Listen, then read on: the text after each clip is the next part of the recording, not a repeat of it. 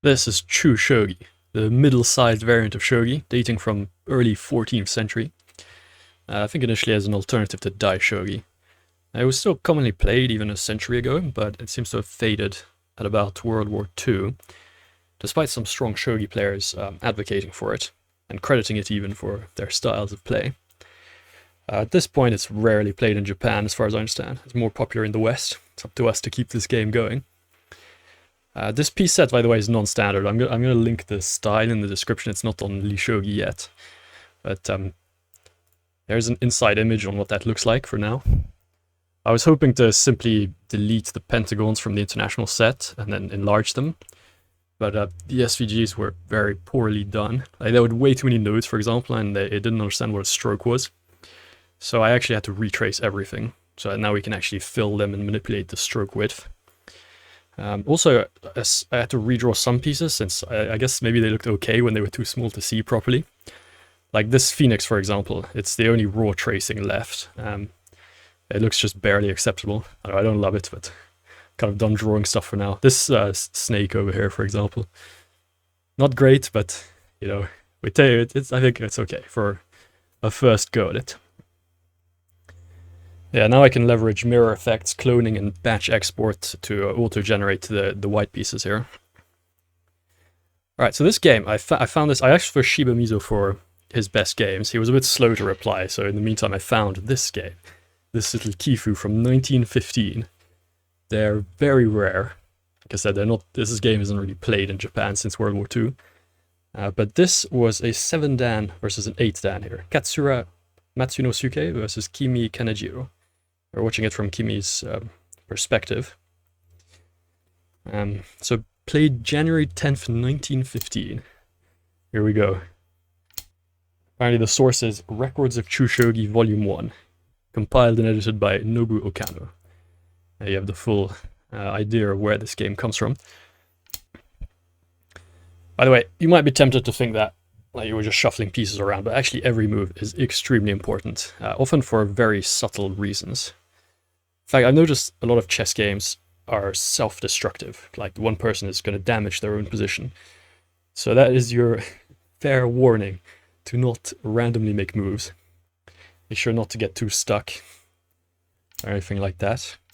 The line is, of course, the definitive, the poster child, I suppose, of this game. It is so oppressive in close positions in particular. So it was threatening, for example, to take this pawn for free and then go back. Can defend it that way. And it ends up in a square it probably could have gone to immediately. So we got this move in for free. Not sure if it's really meaningful in any way. You'll notice another thing here. These go-betweens are a hard wall to the bishops. So all bishops are just staring at a go-between and can't get through there. Unless you can trade go-betweens or start like a fight between them maybe. But most of the time you're going to have to move your bishops around.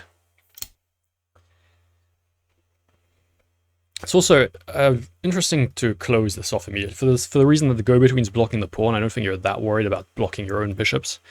I mean, I've played, I think, like 5 games of this now. And I felt that keeping the lines for the bishops open was the way I played it. Starting to feel like it doesn't actually matter. This square also seems like a pretty good one for the horse. It's just instantly active and has good influence here through the middle. It is in front of its pawns, but it has influence. There's always a bit of a tenuous relationship with whether you want to step in front of your pawns and generals. Alright, so these myth quick refresher, this thing is stuck on light squares forever. Like it can move on all these, it has like a little square around it. Very cool movement. And the Phoenix is a kind of mirror, but it's not stuck on the dark squares. It can shift like that. Their value is also difficult to judge because they have extremely strong promotions. So as for the strategy in this game, I'm gonna say that it depends on how your setup holds up to attrition. Like, it's not very forceful most of the time. You have usually many moves to kind of set up, and then maybe at some point you generate a breakthrough or some tension somewhere. So I think you should view it in terms of how do you hold up to attrition and how much influence the heavy pieces are going to have. The generals, for example, are very slow to move. Of course, they hit extremely hard. I mean, we'll talk about that when we get there, maybe. So interesting try here. As soon as you advance a pawn too far, it has a habit of just dying for free to the line, as we see here. Of course, Gote saw that, or Kimii saw that, and he reasoned that sacrificing that pawn for the active line was worth it. He also gets this file, which is a bit double-edged. Like, okay, your heavy pieces can exert influence down there, but like even a single general like here would just hold this pawn forever. So I would advise against overestimating activity on an open file. Like the generals are very good at just holding stuff defensively. Even like one general sometimes is enough to just hold everything. So triple stacking heavy pieces, for example, is almost never useful.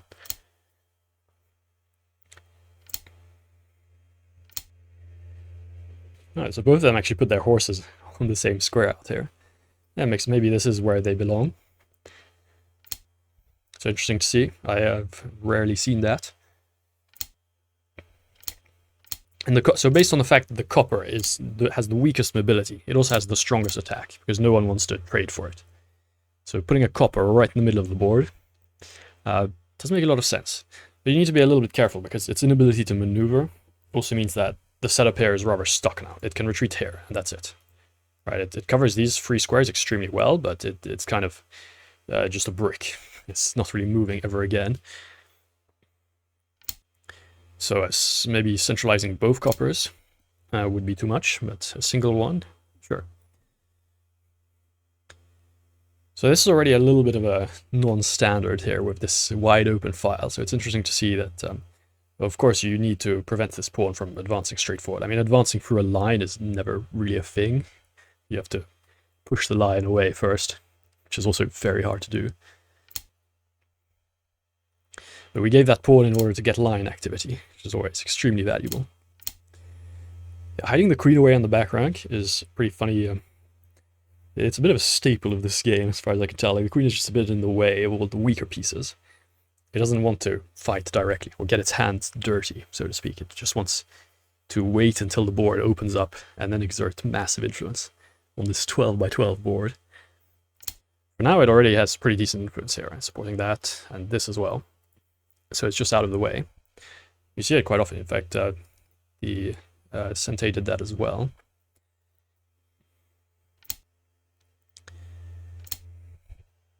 So I know this maneuvering, it kind of might seem like nothing's going on, but it's like every move is extremely important. So we need to pay attention here. By shifting the snake over. Interesting stuff there. Of course, if you block your pawn with the horse, your plans to advance it would have to first remove this horse from there. Bit of a random attack with that phoenix. Not sure I like that, but that doesn't really spoil anything just yet. It's very painful to be facing an active line. Like, it just feels so oppressive here. It just sits here, and anything that touches it will just die for free. So if you want it to move, you can attack it from range.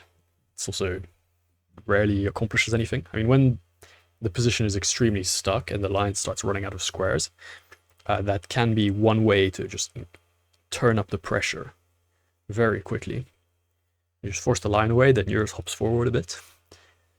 You got to be on the lookout for that at all times. Like even here, for example, if this line would shift over, then this one might be able to come in here. And sure, it's opposite a rook, but remember this is a copper. Like, if the copper goes forward, it will die for free, and if it retreats, well, it's the line.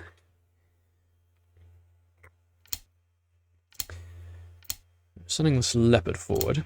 I think what you're trying to do here is get all your heavy pieces to have potential, at least, while you figure out where exactly some sort of breakthrough will happen. I don't think it's too useful to try and break through quickly, because sending generals forwards takes much longer on the attack than it does on the defense. So just taking it very slowly and making sure that your setup holds up to attrition. Might have mentioned that before, but yeah, that's how I believe this needs to be played. So we have two coppers in the center. I hinted at this before. Don't love it, to be honest, because you get rather stuck now in the center. I mean, they do a very good job of just holding it, like locking it down. but maybe it's not good enough. I think this was a slight mistake there. Sorry, I clicked too fast, because the phoenix now gets stuck. It has to trade for a silver. Now, I'll admit I've struggled to evaluate its value. Like, it has the potential to turn into a queen. And initially I believed that as the game goes on long enough, like, it will eventually become a queen. Now, it didn't necessarily play out that way, though. I think in practice it seems most people are happy to exchange it for a bishop or something, and they're somewhat happy with that trade. For silver, though, it's definitely not enough. Even the non-upgraded phoenix is better than a silver, I think. It gets a go-between as well. But that was probably a mistake. Alright, the other myth, the Chilean here coming in. Yeah, you don't really want to take there and let the line in, so trading that is not really on the table. Could potentially have left it there. I like doing that. So I think here Sente was kind of feeling a bit squeezed, and he wanted to get something going. Yeah, it doesn't look too convincing though. Like, you'd think anything but this, but he's been making so many moves towards the center. You can see all his bishops are just pointing well here. He's got 2 coppers ready to go forward. So he, at the cost of a pawn, it sometimes is a very good way to start something. And then another pawn. This one, I think it's not like tactically refuted, so if you want to take it, maybe you can. But then it opens these lines, it opens this, and maybe there's potential for a line to come in there at some point. So I think for strategic reasons, Gotti decided to just let it be. Shift the line over here. He will be able to push away this horse at some point and maybe break through here. At this point, I think it becomes clear that the attack is going to happen on this left side, simply because that's where the line is. So both sides should start shifting their pieces over there.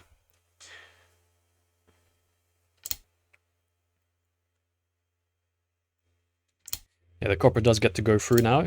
Sometimes sacrificing a pawn, like, the point of it is just to vacate a square. Like, if you want a general where the pawn was, and you get it all of a sudden. So we don't want to just let him have space in the center for no reason. You're fighting for every inch, really. Yeah, these shifting snake moves are pretty funny. By the way, of course, I think some people want to call this a vertical mover, I believe. It's just an English translation, a bad one at that, so there's really no need to be pedantic about that, especially since this game is now played a lot more in the West than in Japan. But if you want to use the Japanese name, fine, but calling it a vertical mover, no chance.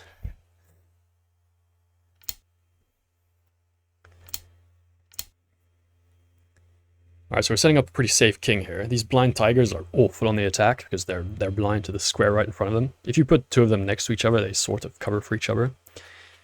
So I think you're almost always just going to leave them where they started, or just help the king to be as safe as possible. You don't want it to ever be put in check. That's when you're happiest. So we're both sending the silvers forwards. Silver is a good piece to have on the offense because you can maneuver it a little bit. Whereas the copper, like, it's really just never going to retreat, probably. The silver, it can maneuver around a bit. Same thing with the leopard, but the silver is a bit weaker. So if you can do the same thing with a silver, then why not? Though the silver promotes to a snake, I believe. Yeah, it promotes to a snake, and the leopard to a bishop. So I'm not sure how I feel about that. Maybe the bishop is better. In the end game, when everything's open, I think the snake is... well, it depends where it is, right? It's very slow to maneuver horizontally, though.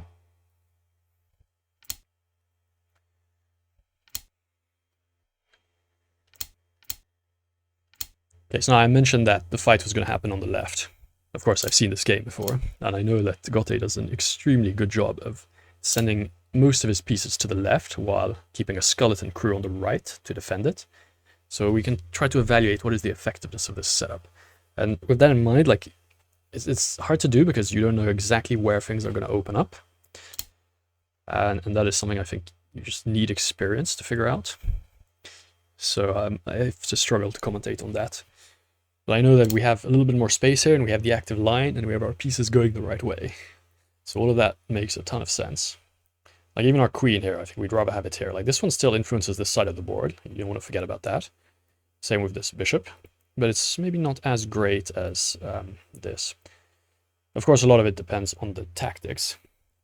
And when trying to evaluate the efficiency of one side or another setup, it's a lot goes into that. That's what's fantastic about this game. Like, you take one look at this position and you ask someone, what is happening here?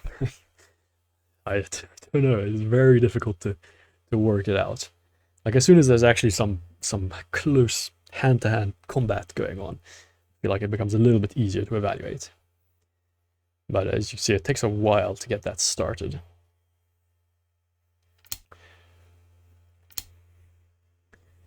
Like, especially here, like this, you have a line to go through if you want to break through over there. How do you get through a line? Actually, Gote does a fantastic job of showing us how to get through a line. I think, yeah, it's a sure sign of someone who's doing better is if you're pushing back the opponent's line and like going through there with generals, like you're doing extremely well in that case. But that usually is just unbelievably difficult to make happen.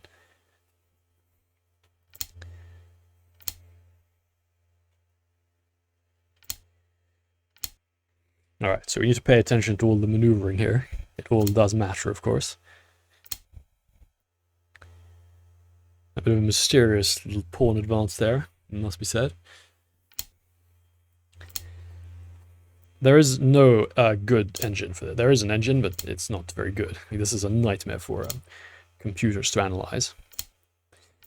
So God is taking the time to gain some space on the right as well.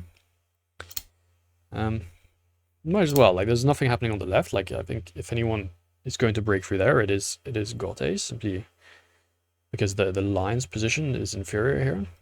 Like, it's just not very stable over here, and it's never really threatening much. Of course, to get through that, you're going to have to sack a pawn in some way. But the center is locked down by these coppers. These can't advance, and you don't want to advance into them, so this part of the board is just stuck for the foreseeable future. So I don't mind poking around on the right. It's hard to say if it's really the best thing you can be doing, but yeah, we don't speculate about that, I think, on the whole. We just enjoy what actually happens and try and learn what we can from it. So we are building up. The breakthrough will happen on the left. We're almost sure of that. Just now, exactly. So, I'm not sure how many people would consider playing this, just sacking off a pawn like that, just to get the attack started. At the moment, like, we need to retreat this here, and we need to advance this pawn. So, we have to get rid of this to make any progress over here. And yeah, it feels kind of bad to lose a pawn. You're like, wait a minute, aren't I just gonna get pressured down here or something? And, well, let's just see how it plays out. It's very interesting stuff. The leopard sets up there. We aren't too hurried about anything. If the lion will take it for free if it advances more. Yeah, like I said, the lion is just too oppressive. Really can't touch it with anything ever. And then we get this pawn going. And we successfully managed to push the lion back. And now maybe it starts to become a little bit more clear what we were trying to achieve with that pawn sacrifice. I mean, it's still not very clear at all. But at least it feels like there was some sort of progress. Alright, our setup over here feels ever so slightly better. Like, it's a bit awkward with this horse in front. Of course, there's not much in it, so time is of the essence now. You really can't waste too much time. Maybe this leopard will come in and just lock down everything, for example. So here, if you want to think about this for a second, how do we deal with this? This was all seen in advance, I'm certain, and the players are long gone, right? This was in 1915. But this was seen in advance, and very important here, to get rid of this other pawn. Point to get this line here. So it's not even a sacrifice. You'll get both of these back. And at this point, I mean, it's clear that the little pawn sacrifice back here was somehow almost prescient. Somehow knew that I love how he wasn't even hurried about the whole thing, just randomly plays a move over there as well. Yeah, this whole sequence there. You get rid of another pawn, and then your line comes in and gets the material back. So fascinating stuff there. You just managed to gain some space, and even more important, you gained this the edge file now. This pawn is now extremely dangerous. Like, there's just nothing really to stop it, and it's supported by the two like vertical moving pieces.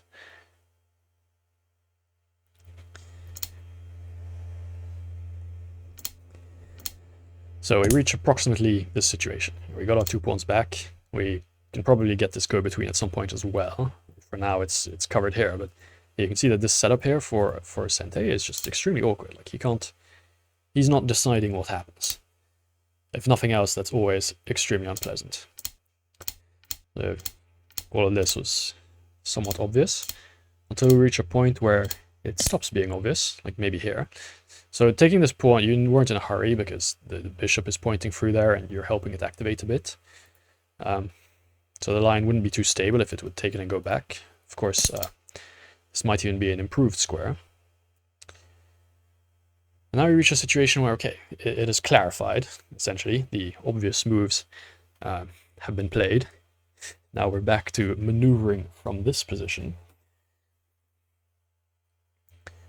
And it's an interesting question here. What do we start doing now? I mean, it's kind of standard Chushogi situation, I suppose. Like, you just have 100 different options, it feels like. You can't really compare all of them. You also need to account for like the opponent's options usually. But what's nice here is that the opponent is just passive, so that makes the game a lot easier for our side. You don't have to contend with too many dangerous ideas. Like, he's not really threatening to break through here. We have a copper which just completely covers this. He has no long-range support over there, so opening this side is just not even helpful. And we're free to come up with some ideas for progress. Of course, it's never easy. Maybe that's findable. I don't know. There's so many options, like I said, that you can be tempted by a lot of different stuff. But sending the myth pieces towards the breach is probably thematic. Probably. These are very threatening here. Of course, for now, you've got a lot of stuff to get through before you start promoting or anything. And once things clear out, like you'll find that the crabs are extremely good defensively. Some of those pieces, which, yeah, they're just the range on them, so it makes them good. Of course, offensively, they're just really bad, but defensively, it's hard to beat. That's another characteristic of this game, that you usually have lots of defensive resources. Like, it's very hard to really break through. It's a bit of a random gold move over there. Not sure what we're trying to do there. Maybe he wants to retreat his dragon or something. Yeah, this makes more sense to my mind. They're sending pieces towards where the fight is happening. You don't expect the right to open up anything really ever.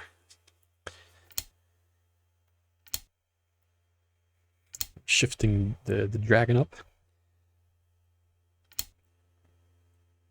I know he shifted all of his king and defenders one square to the left. It took a while to do. It's really a debatable use. Of course, this snake and dragon combination on this open file was didn't feel great sitting in front of it. So if you have the time, why not? I suppose. You're also putting uncomfortable questions to the opponent's side. You gotta be careful with that though. If you think he's passive, but in reality he's not, it might end up backfiring on you. Yeah, veiled attack on the line. Like, this is the thing also. It's very hard to find good Chushogi games because most of them just end to someone blundering something in a very uninformative way. So I'm very glad to have found this, at least. 7 Dan versus 8 Dan players. Yeah, there are very few of these. I think there's like one more, which was a reasonably long Chushogi game. No idea what time control it is. Probably quite long. They like their long time controls in Japan. Like the Meijin, for example, I think is like 8 hours each. That is admittedly the longest. Just knowing that you're potentially sitting there for 16 hours straight. I don't really know how they do that. This was just a random discovered attack on the line. You could argue it's worse over here. I'm not convinced it really is worse over there. It happened. This, I wonder how many of you noticed this as well. This is uncomfortable because this line doesn't want to move. It literally is kind of stuck in its general. And this is what I mean maybe by, well, I'm not sure you could call this self-destructive, but like this whole setup over here is just blocks itself. The snake is stuck. This nothing can really go anywhere. These pieces are all just very passive. We're waiting for us to kind of slap them. And then you have this. And because all your pieces are stuck, the line doesn't actually have any good alternative. Like it can become even more passive. You're usually very happy to see that though. So he's going to have to keep this pawn here, or keep something here, essentially, if he wants to keep his line, the pretense of activity, alive. Yeah, this is a dodgy move. And you can see how it ends up. Just lost a bit of time. I don't know what he should have played though. It looks very hard. So that does help us a little bit though.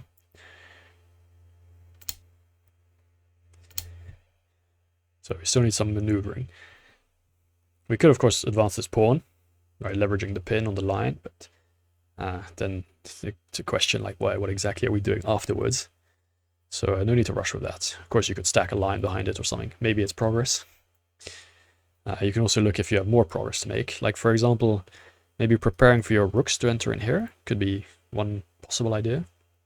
There's a raw rook, and this would be better here for sure. Threatening some promotion zones there and getting out of the way of the horizontal move. Oh, it actually happened. Very cool.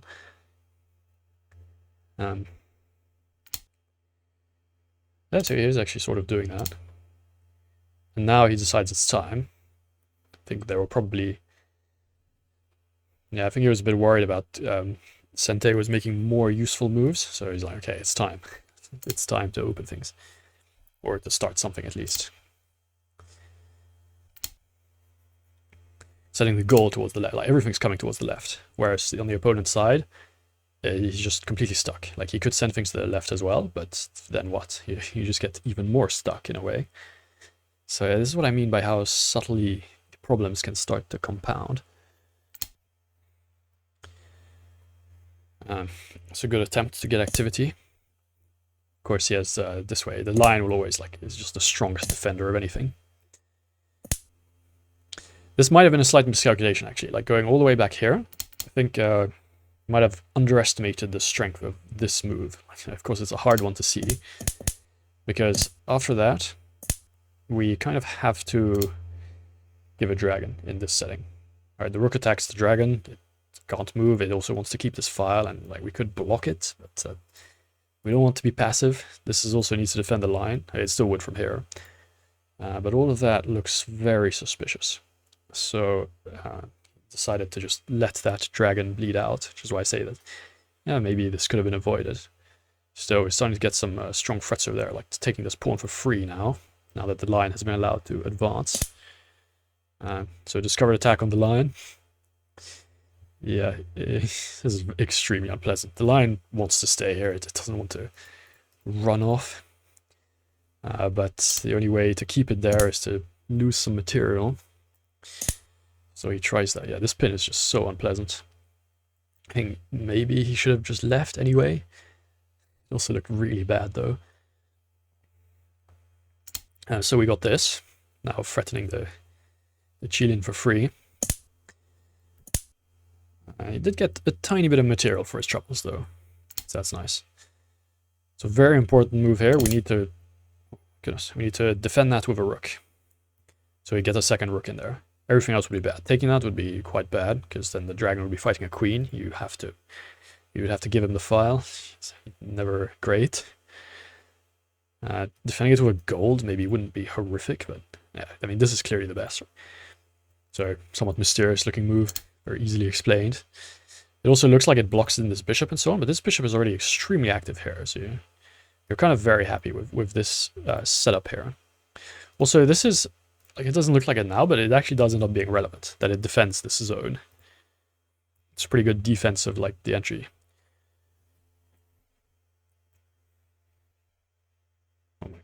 misclicked there. Right, so the Chilean was gonna die for free, so this way at least you get a pawn for your troubles.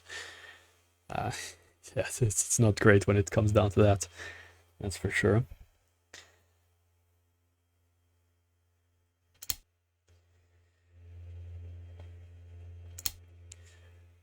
Right, the dragon attacking the line, you never like that. As things start to open up, the value of the line decreases. It still, of course, is very dangerous. In fact, one of the easiest way to just generate complications is for like some sort of line bypass to happen. And both lines are in enemy territory. But its ability to just clear out an area is really unmatched by any piece I've ever seen.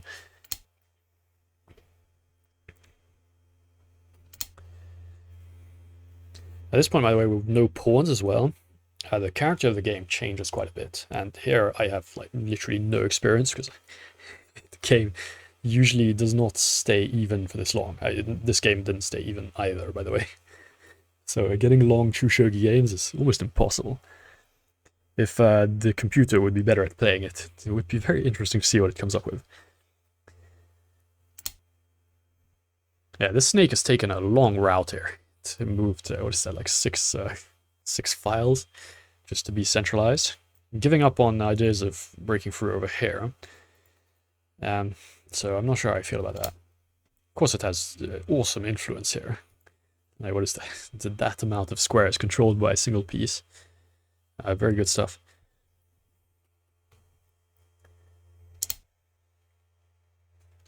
Yeah, promoting the long-range pieces now becomes a much more tangible threat. All of a sudden, like, see this horse in particular is just like staring at the promotion zone. For now it's held, but you have to hold it with generals, right? It's a lot nicer to hold it with pawns, that's for sure. A lot easier. Now there's like scope for mishaps to happen. That's the way I would put it.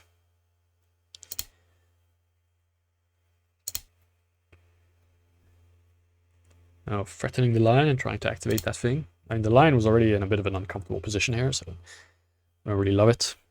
Especially, it's been unfortunate because it's now we're going to run into a bishop here at some point, isn't it?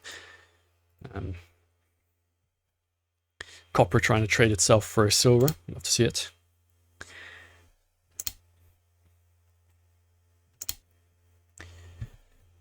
So gold has the unenviable task now of trying to hold further advance. If you're advanced on again, then the promotion threats really just become too much. This is kind of the last stand here. If he can somehow hold this and the game stabilizes, then well, this pawn is still in huge pain. But maybe. Oh, here, by the way, the actual game record gave rook here.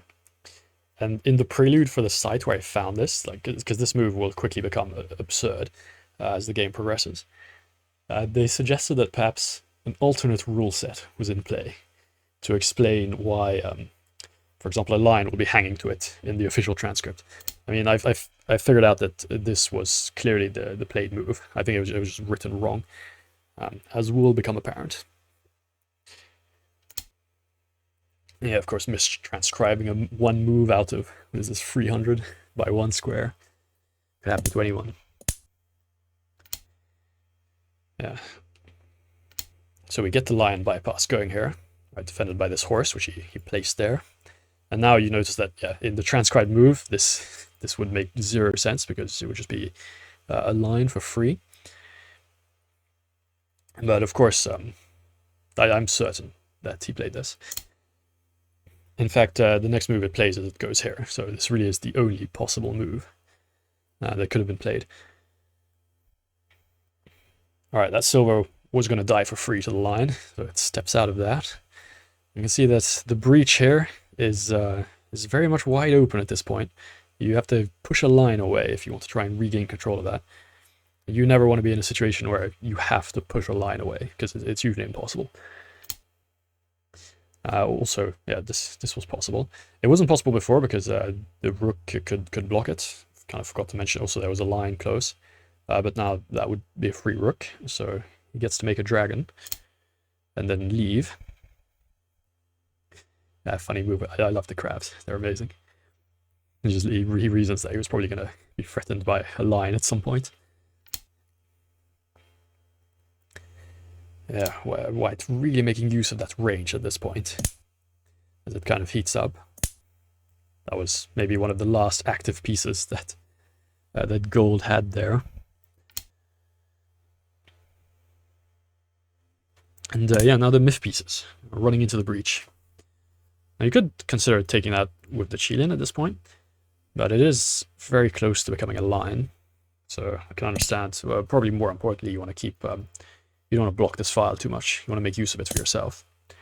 So we give a horse instead of a Kirin, even though it's not easy to promote it even now.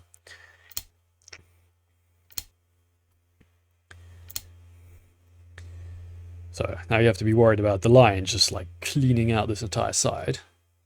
Of course, you have good lateral control with these pieces and this dragon as well. So you're completely fine.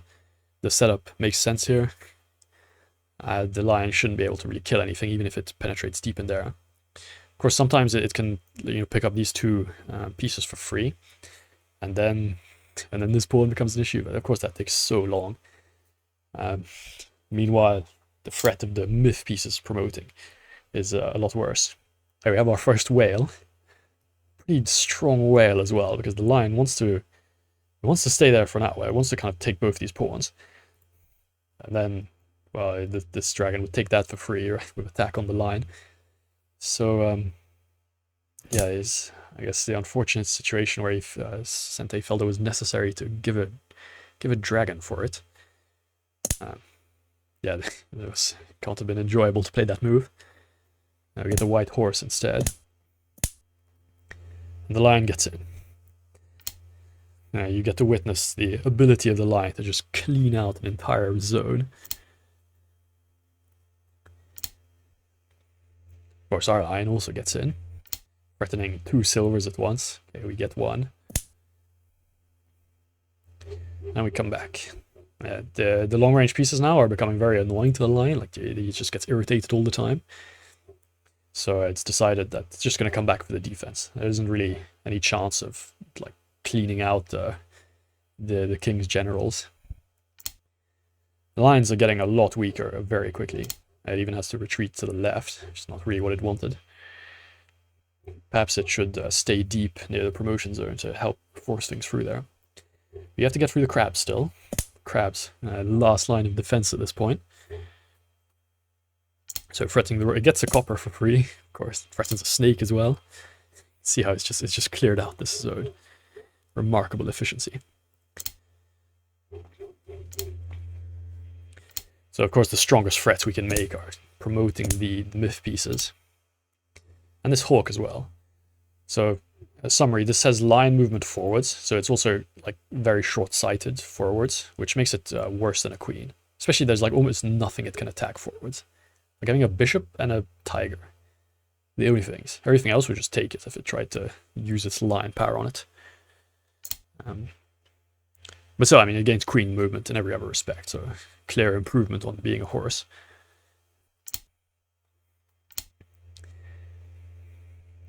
Yeah, this is a little bit sad for gold at this point.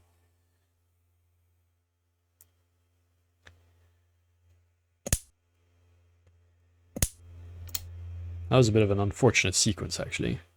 Yeah, this bishop finally comes in here. I thought it would happen a lot earlier. It attacks the line, but there's a horse through here, so you didn't really want to be there. Now you're threatened by this very strong white horse. Blocks it with a crab, also threatens the Kirin and so on.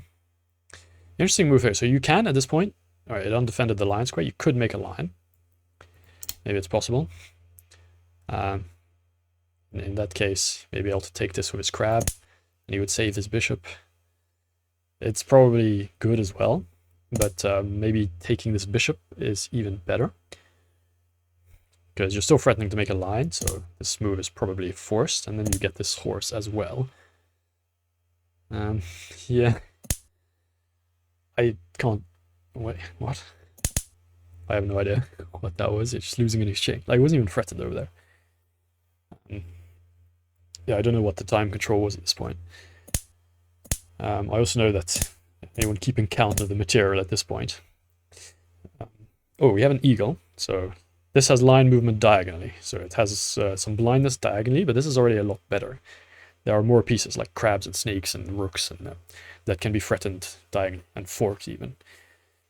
So this that type of line movement I think is slightly more useful. Again, still worse than a queen. I'm not sure I have a queen for the most part. Yeah, I guess there was nothing more to do with the line. Everything's been cleared out, so it just comes back. It will defend the king perfectly, that's for sure. And the snake being annoying. Getting threatened at the snake a bit. Threatened the line as well, it's not a problem anymore. Queen is better at this point. So, what is the count here? We have an extra queen, an extra dragon, and an extra rook. Really too much. Way too much. Honestly, you could just take the line here and simplify.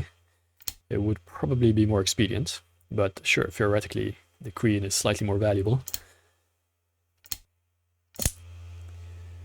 Oh, sorry. Yeah, the game ended here with probable resignation. So, well, this whole variant, really a fascinating one. Large board, varied pieces. The moves and the build-up are extremely important in very subtle ways. Like, the way that you need to create breaches and then send pieces through there is probably as close as we're going to get to like a realistic feel in a chess variant. So, yeah, I'm definitely going to take another look at this. Shiba Mizo handpicked some of his best games. I mean, I found this game before he replied. But if there is interest in that, I will cover that as well. So make sure to comment and share this video if you want to see more of them. There was also, I think, one more game that was pretty good from the same source as this one, from about 1915, basically. Could look at that one too. And with that, that's all for today. Thanks for watching.